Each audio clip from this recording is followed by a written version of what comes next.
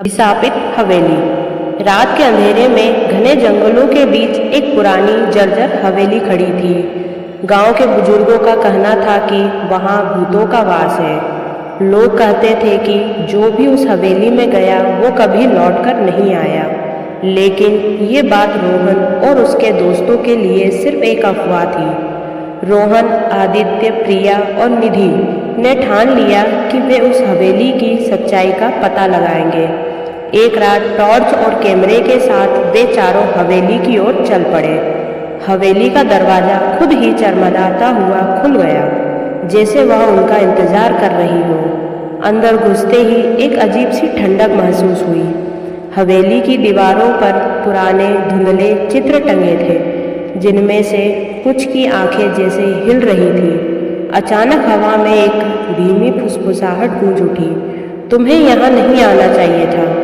निधि ने घबराकर रोहन का हाथ पकड़ा, लेकिन तभी एक दरवाज़ा जोर से बंद हो गया। चारों डर से कांपने लगे। आदित्य ने हिम्मत करके टॉर्च की रोशनी आगे डाली तो देखा कि एक परछाई तेजी से भागी। प्रिया ने हिम्मत जुटाकर कहा, शायद कोई जानवर होगा। लेकिन तभी एक पुराना झूला अपने आप हिलने लगा।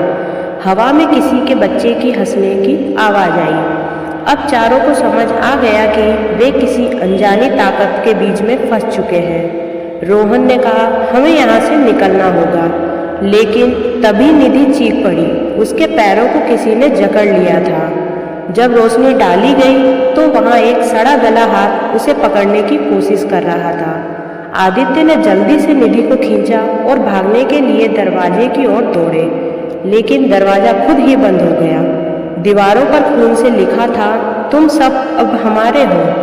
अचानक एक लंबा भयानक आकृति सामने आई। उसकी आंखें अंगारे जैसी जल रही थी। उसने गहरे स्वर में कहा, तुमने मेरी नींद खराब कर दी, अब इसकी सजा मिलेगी। चारों डर से कांपते हुए जोर जोर से दरवाज़ा पीटने लगे। तभी एक जोरदार चीख हवेली में गूंज उठी और सब बेहोश हो गए। सुबह गांव वालों ने उन्हें हवेली के बाहर पड़ा पाया। किसी को कुछ याद नहीं था, लेकिन उनके हाथों पर खून के धब्बे थे। गांव के बुजुर्गों ने बताया कि 100 साल पहले यहाँ एक अमीर परिवार रहता था, जिसे एक तांत्रिक ने श्राप दे दिया था।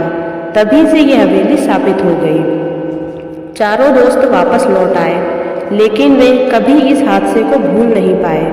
लेकिन एक रात जब रोहन अपने कमरे में सो रहा था, उसे लगा कि कोई उसे कान में फुसफुसा रहा है, तुम अब भी हमारे हो। अगली सुबह रोहन अपने बिस्तर से गायब था। सिर्फ उसकी दीवार पर खून से लिखा था, वह वापस आ गया है। सो दोस्तों, आपको ये कहानी कैसी लगी कमेंट्स करके हमें ज़रूर बताएं। और ऐसे ही मज़ेदार कहानी सुनने के लिए हमारे चैनल को लाइक कीजिए, सब्सक्राइब कीजिए और ज़्यादा से ज़्यादा शेयर कीजिए। धन्यवाद।